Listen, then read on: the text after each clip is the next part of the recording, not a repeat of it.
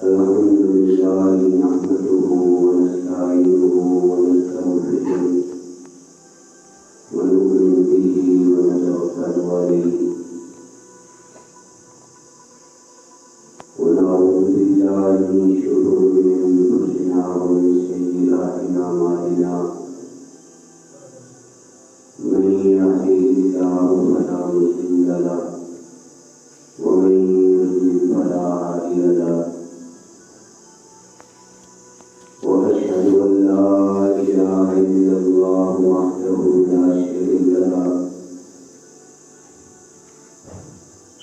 وأشهد أن سيدنا ومولانا محمدا عبده ورسوله صلى الله تعالى عليه وعلى آله وأصحابه أما بعد فإن خير الحديث كتاب الله وخير الهدي هدي محمد صلى الله عليه وسلم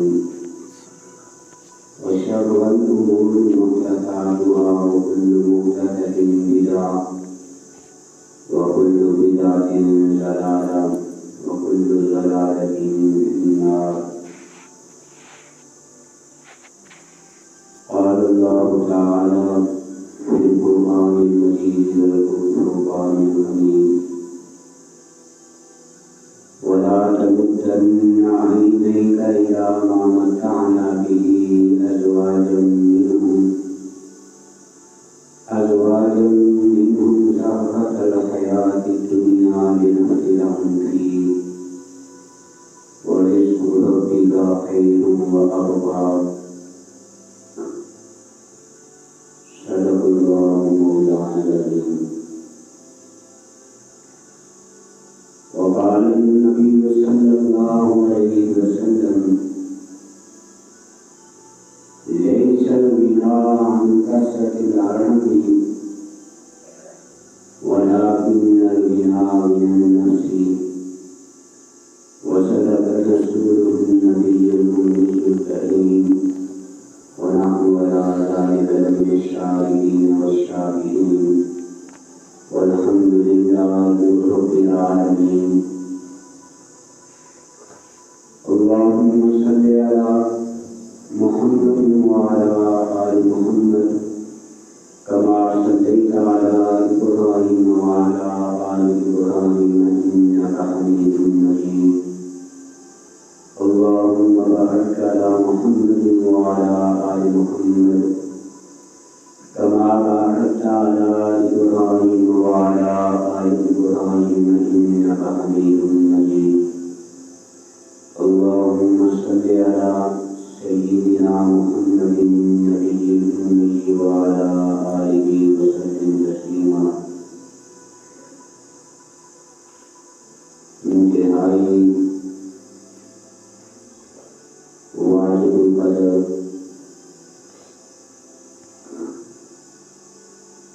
ذی قدر احباب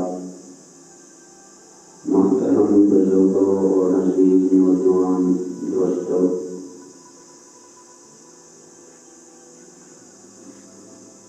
آج کی گفتگو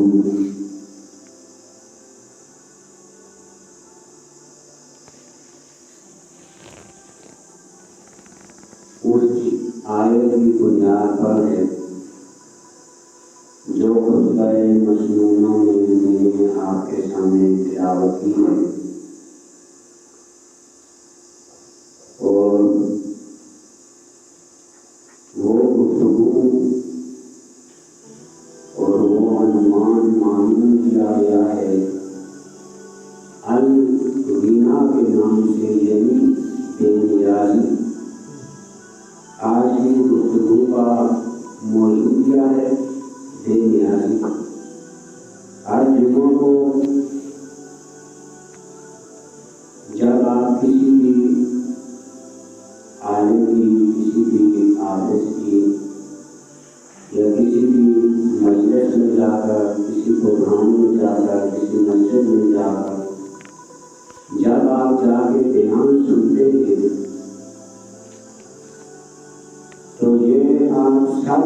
معلوم ہونا چاہیے کہ بیان کرنے والے کا موضوع کیا تھا، کس موضوع کے متعلق، کس موضوع کے اوپر اس نے گفتگو کی۔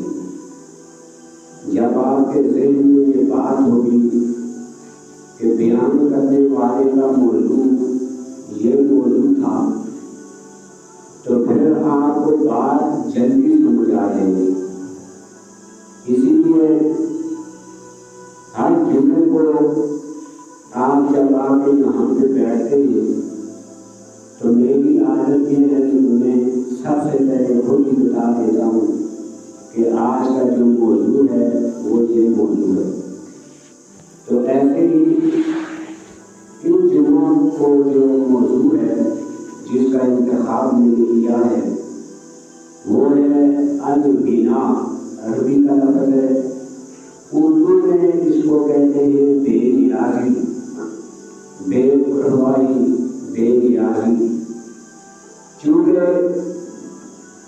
انسان جب بے نیاز نہیں ہوتا، جب اس کو غنا کی دولت نہیں ملتی، تو باقی لوگوں کو دیکھ کر وہ چلتا ہے، احساس کمزوری کے اندر مبتلا ہو جاتا ہے، اور پھر کرتے کرتے اس کا نتیجہ یہ ہوتا ہے کہ جو نعمتیں اس کے پاس موجود تھی اس نعمتوں کی ناقدری کرنے لگتا ہے۔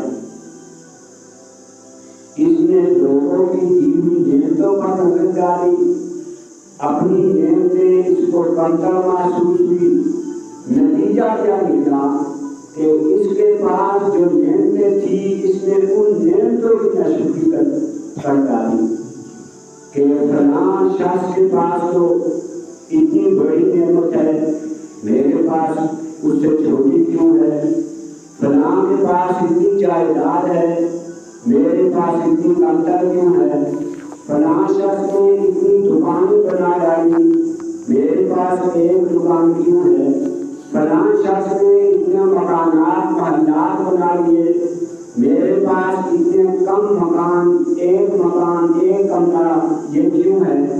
جب انسان دوسروں کی طرف نگاہ ڈالتا ہے تو اپنی دی ہوئی جو اللہ تعالیٰ نے اس کو نعمتیں عطا کی ہوتی ہیں وہ نعمتیں اس کو کم محسوس ہوتی ہیں۔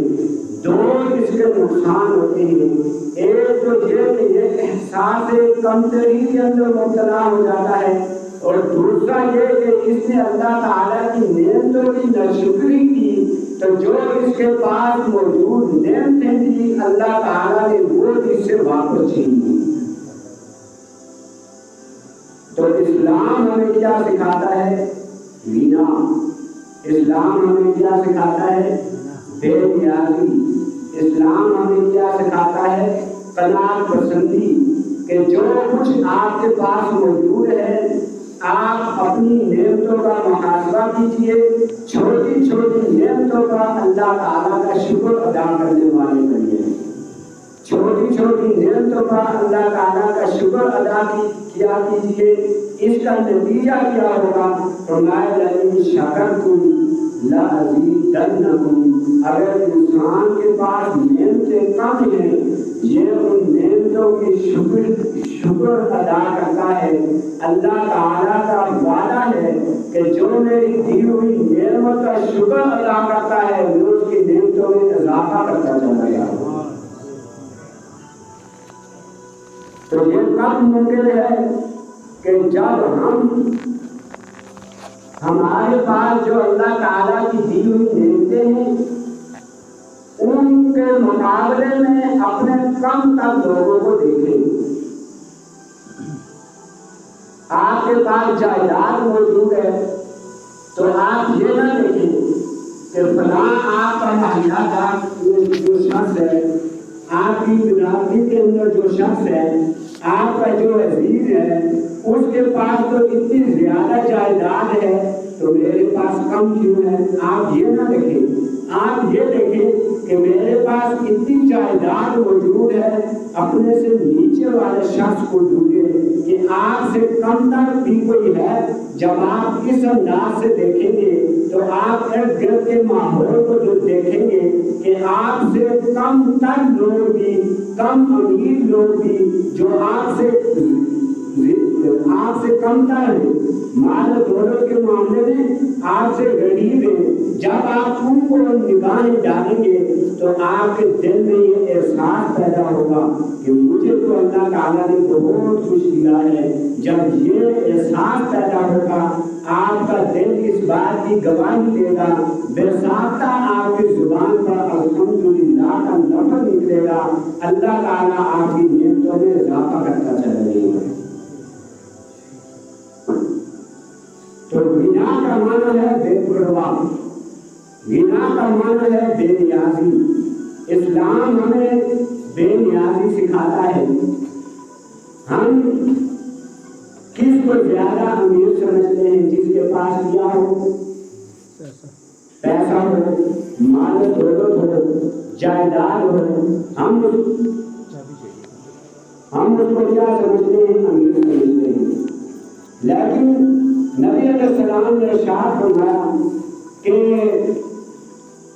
لیس الغنی عن کثرۃ العرب، مالدار وہ نہیں، امیر وہ نہیں، مالدار وہ نہیں، دولت مند وہ نہیں کہ جس کے پاس بہت زیادہ دولت ہے، جس کے پاس بہت زیادہ جائیداد ہے، جس نے محلات اور مکانات بنا ڈالے، جس نے دکانیں بنا ڈالی، وہ امیر نہیں ہے۔ وَلَٰكِنَّ الْغِنَىٰ عَنِ النَّفْسِ، نبی علیہ السلام نے ارشاد فرمایا مالدار وہ ہے، دولت مند وہ ہے، غنی وہ ہے، بے نیاز وہ ہے کہ جس کا دل ساری کائنات سے بے نیاز ہو گئے، جو لوگوں کی نعمتوں کو دیکھ کر، جو لوگوں کی عطا کیے ہوئے، اللہ تعالیٰ کے عطا کیے ہوئے لوگوں کے پاس مال و دولت کو دیکھ کر اگر اس کے دل کے اندر یہ حسرت پیدا ہوتی ہے کہ میرے پاس یہ مال کیوں نہیں، تو پھر یہ کیا ہے؟ ناشکری پیدا ہوتی ہے۔ تو اس لیے اسلام نے ہمیں ضابطہ سکھا دیا، فرمایا کہ لیس الغنی عن کثرۃ العرب، کہ دولت مندی اس میں نہیں ہے کہ آپ کے پاس مال زیادہ ہو، ولکن الغنی عن النفس، دولت مندی تو یہ ہے کہ آپ کے دل کے اندر غنا پیدا ہو جائے۔ اللہ تعالیٰ آپ کو غنا کی دولت عطا کر دے۔ اللہ تعالیٰ سے دعا ہے کہ اللہ تعالیٰ ہمیں غنا جیسی دولت عطا فرمائے۔ اب جب انسان کے پاس مال و دولت ہوتا ہے تو اس کا نقصان کیا ہوتا ہے؟ ہم کسی کو امیر سمجھتے ہیں، کسی کے پاس جائیداد زیادہ ہے، کسی کے پاس جو ہے دنیاوی ساز و سامان زیادہ ہے، تو ہم حسرت کرتے ہیں کہ افسوس وہ اتنا امیر ہے، وہ اتنا آگے نکل گیا ہے، ہم اتنے پیچھے کیوں ہیں؟ قرآن پاک نے اس کا جواب دیا، فرمایا وَلَا تَمُدَّنَّ عَيْنَيْكَ إِلَىٰ مَا مَتَّعْنَا بِهِ أَزْوَاجًا مِّنْهُمْ زَهْرَةَ الْحَيَاةِ الدُّنْيَا لِنَفْتِنَهُمْ فِيهِ، فرمایا کہ دنیاوی ساز و سامان کی جانب نگاہ اٹھا کر بھی نہ دیکھو، زَهْرَةَ الْحَيَاةِ الدُّنْيَا، یہ دنیا کا ساز و سامان کیا ہے، یا اللہ پھر آپ نے اس کو اتنا کیوں عطا کیا؟ آپ نے باقی لوگوں کو اتنا زیادہ عطا کیوں کیا؟ جواب دیا، فرمایا لِنَفْتِنَهُمْ فِيهِ، ہم نے جو اس کو مال و دولت عطا کیا ہے اس کو آزمائش میں ڈالنے کے لیے عطا کیا ہے، اس کی آزمائش ہو رہی ہے۔ کیسے؟ لا تلہکم اموالکم ولا اولادکم عن ذکر اللہ، فرمایا تمہارے مال اور تمہاری اولادیں تمہیں اللہ تعالیٰ کے ذکر سے غافل نہ کر دیں۔ اگر ایک شخص بزنس مین ہے، اس کے پاس بہت زیادہ مال و دولت ہے، آپ دیکھیں اگر وہ 5 وقت کی نماز کا پابند ہے تو یہ اس کے لیے نعمت ہے، اگر وہ نماز بھی نہیں پڑھتا تو یہ جو اس کے پاس مال و دولت ہے، قیامت والے دن یہی مال و دولت اس کے لیے جہنم کا سبب بنے گا۔ یہ آزمائش ہے۔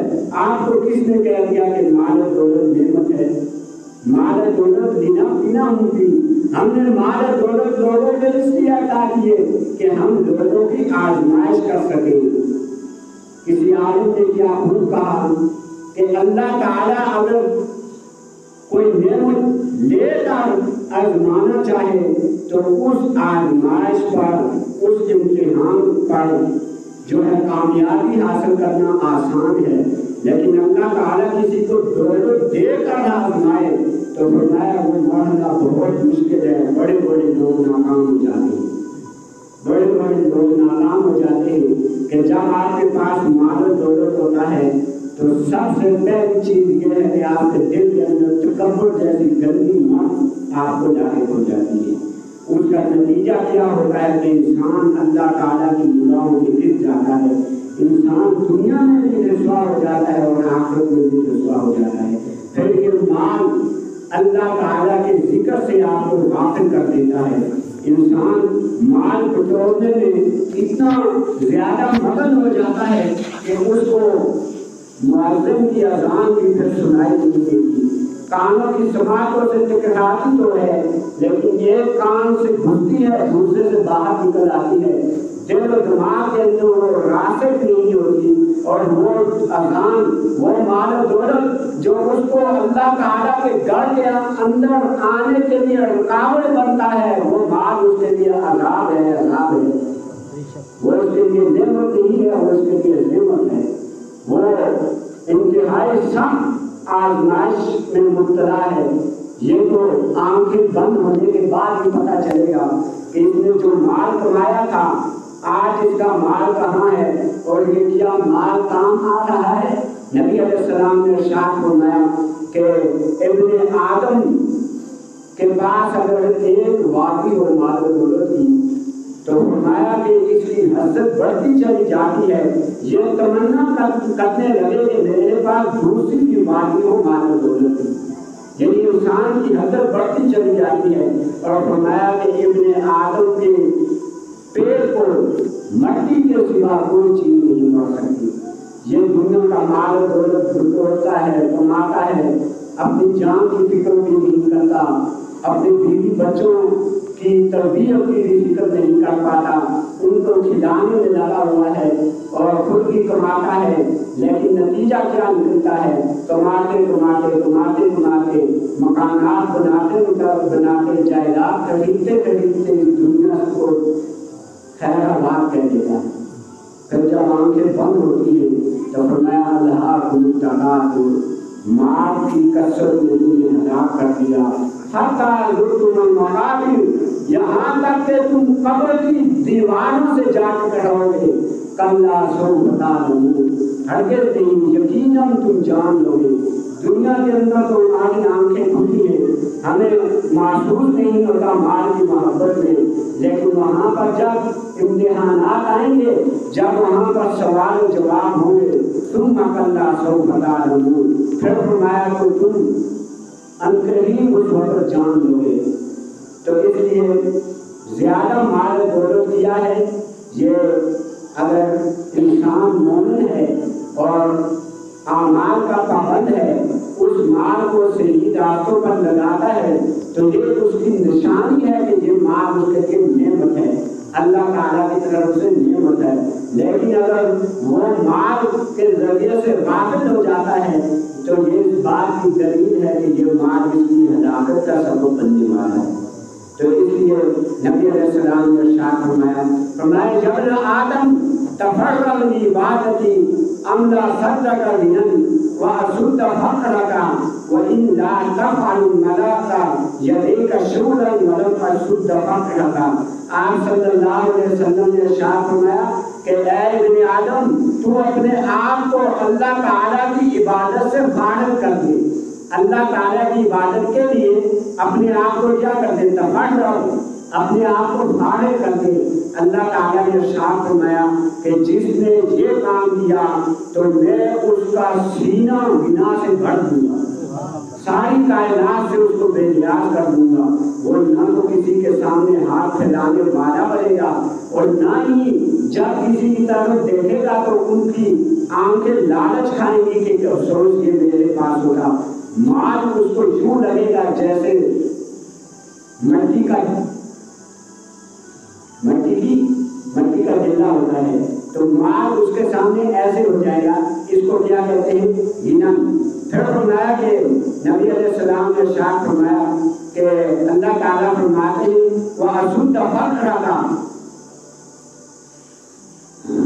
وَإِلَّا تَفْعَلْ مَلَاكَ يَدَيْكَ شُغْلًا. اور فرمایا اگر تم نے یہ کام نہ کیا، کیا کام؟ کہ اگر تم نے اپنے آپ کو اللہ تعالیٰ کی عبادت کے لیے فارغ نہ کیا، تم مال اور عوض کی محبت میں لگ گئے، تو اس کا نتیجہ کیا نکلے گا؟ یدیک شغلا وتم اشد فقرک. فرمایا اللہ تعالیٰ ارشاد فرماتے ہیں میں تیرے دونوں ہاتھوں کو دنیاوی مشغولیات سے بڑھ دوں گا اور فقر و فاقہ کو تم سے کبھی بھی نہیں چھڑاؤں گا. جو اپنے آپ کو اللہ تعالیٰ کی عبادت کے لیے فارغ نہیں کرتا اس کا یہ حال ہے. آج مشاہدے کی بات ہے، آپ اگر کسی امیر شخص کے پاس جائیں کہ جس کو آپ اپنے محلے کے اندر، اپنی بستی کے اندر امیر اور تیز سمجھتے ہیں، تو آپ اس سے پوچھیں کہ اس کی حالت کیا ہے. بظاہر تو وہ کماتا دکھائی دیتا ہے، لیکن نبی کی حدیث سچی ہے کہ فرمایا کہ میں اس سے، اللہ تعالیٰ فرماتے ہیں وہ اس سے فقر فاقے کو نہیں مٹاؤں گا. کیسے؟ وہ اتنا مال کمانے میں لگا رہتا ہے حتیٰ کہ اپنا پرانا لباس پہنتا ہے، اپنی بیوی بچوں کے لیے نیا لباس خریدتا ہے، خود کم کھاتا ہے، بیوی بچوں کو زیادہ کھلاتا ہے. مال کی لالچ اس کو اتنی پڑ گئی ہے کہ وہ اپنی صحت کا بھی خیال نہیں رکھتا، اپنے لباس کا بھی خیال نہیں رکھتا.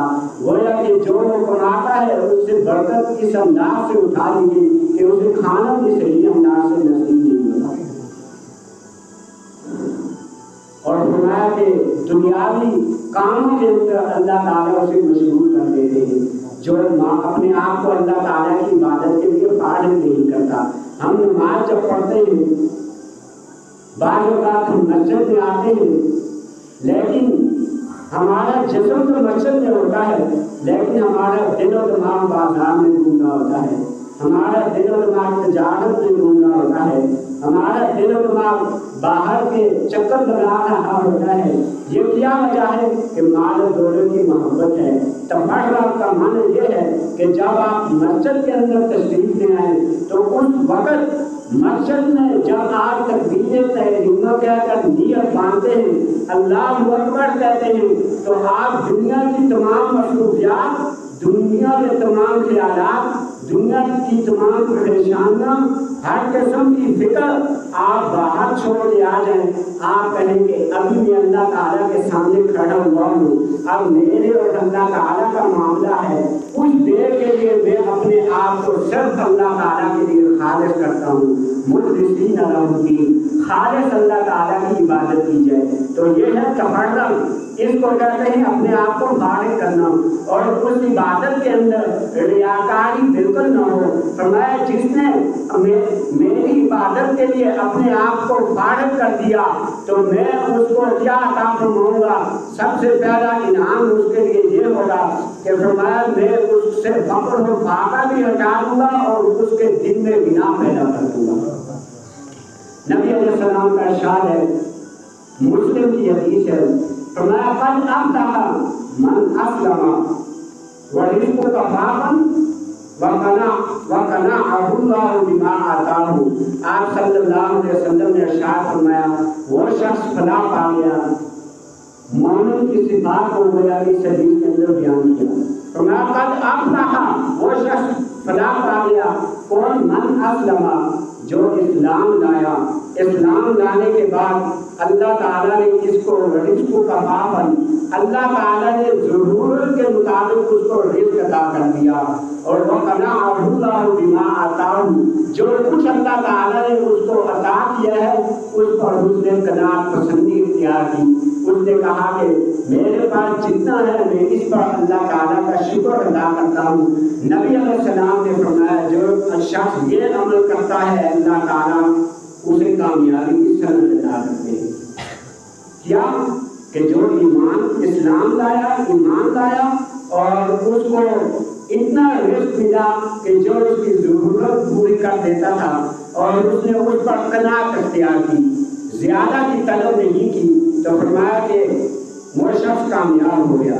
پھر نبی علیہ السلام نے ارشاد فرمایا، ابن ماجہ کی حدیث ہے، فرمایا من اصبح منکم معافا فی جسدہ، تم میں سے جس شخص نے صبح اس حالت میں کی کہ اس کا جسم، اس کا یہ بدن صحیح سلامت تھا، صبح کے وقت آپ اٹھے، آپ کے سر میں درد نہیں تھا، آپ کے جسم کے کسی حصے میں درد نہیں تھا، آپ کو کوئی تکلیف نہیں تھی، آمناً فی صحبہ، اور فرمایا کہ اس کے اہل و عیال میں بھی سب ٹھیک ٹھاک تھے، تو فرمایا قوم یومہ فکأنما خیزت لہ الدنیا، اور اس کے اہل و عیال بھی سب ٹھیک ٹھاک تھے، اور اس دن کا رزق بھی اس کے پاس موجود تھا۔ نبی علیہ السلام نے ارشاد فرمایا وہ اتنی نعمت گویا اس کے پاس اتنی نعمتیں ہیں کہ ساری دنیا اس کے سامنے اکٹھی کی ہوئی ہے۔ کیا چیز؟ کہ جس نے صبح کی سلامتی کے ساتھ، اس کے اہل و عیال بھی سلامتی کے ساتھ ہیں، ان کو بھی کوئی تکلیف اللہ تعالیٰ بچائے، کوئی فوت کی کوئی کمی پیشی نہیں ہے، اور اس دن کا رزق بھی اس کے پاس موجود ہے، تو فرمایا یہ شخص ایسا ہے کہ گویا کہ دنیا کی ساری نعمتیں اس کے پاس موجود ہیں۔ پھر انسان کی فکر اور غم کی ایک وجہ یہ بھی ہے کہ یہ مستقبل کے متعلق زیادہ سوچتا ہے، اس کا بھی مستقبل کے متعلق سوچنا اس کا تو حکم دیا گیا ہے، لیکن دنیاوی مستقبل کے متعلق ماضی یہ خوف اور غم میں مبتلا رہتا ہے۔ غم کیا ہے؟ ماضی کی کسی بات کا غم، اور خوف کیا ہے؟ مستقبل کا کسی غم، کسی چیز کا غم۔ اسلام ہمیں یہ سکھاتا ہے کہ آپ ماضی کو بھی بھول جائیں، آپ مستقبل دنیاوی اعتبار سے کہ میں نے اتنا کمانا ہے، میں نے مکانات بنانے ہیں، میں نے یہ کرنا ہے، اس فکر کو بھی چھوڑ دیں۔ جو آپ کے پاس آج کا دن ہے، آپ اس کو انجوائے کرنا سیکھیں۔ جو شخص یہ عمل سیکھ جاتا ہے وہ ہمیشہ خوشحال رہتا ہے۔ کیا؟ ماضی کے غموں سے نجات، اور مستقبل میں آنے والے حالات کس کو کیا پتا؟ بچوں کا کیا ہوگا، میں نے ابھی مکان بھی نہیں بنایا، مکان بھی بنانا ہے، کیسے بنے گا؟ اور مکان تو بن گیا، اب بچوں کے لیے مکان کون بنائے گا؟ تو اس قسم کی سوچیں اور امیدیں کیا پتا پل کی خبر نہیں۔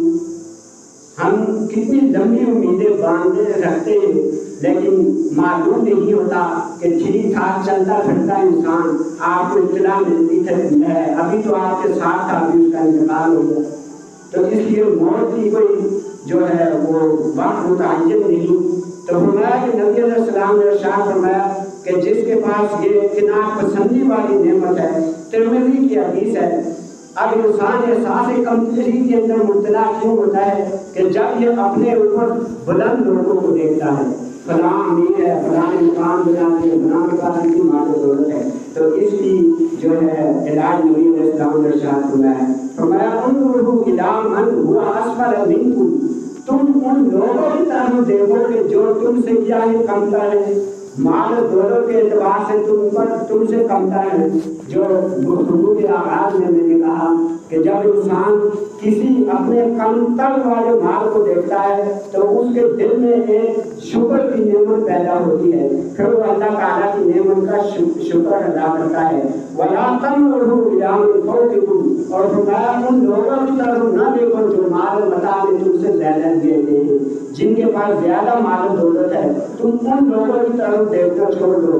اس کا نتیجہ یہ نکلے گا فَإِنَّهُ أَجْدَرُ أَلَّا تَقْدَرُوا أَنْعَمَ اللَّهُ عَلَيْكُمْ، کہ اللہ تعالیٰ کی جو نعمتیں ہیں اگر تم نے اپنے اوپر بلند لوگوں کی طرف دیکھنا شروع کر دیا تو ان نعمت جو تمہارے پاس نعمتیں ہیں ان نعمتوں کی ناشکری کرنے تم لگ جاؤ گے، تم اللہ تعالیٰ کو ان نعمتوں کی ناشکری کرنے لگ جاؤ گے۔ اور جب انسان اللہ تعالیٰ کی نعمت کی ناشکری کرتا ہے تو اللہ تعالیٰ وہ نعمت اسے چھین لیتے ہیں، اور جب یہ اللہ تعالیٰ کی نعمت کا شکر بجا لاتا ہے تو اللہ تعالیٰ اس کی نعمتوں میں اضافہ کرتے ہیں۔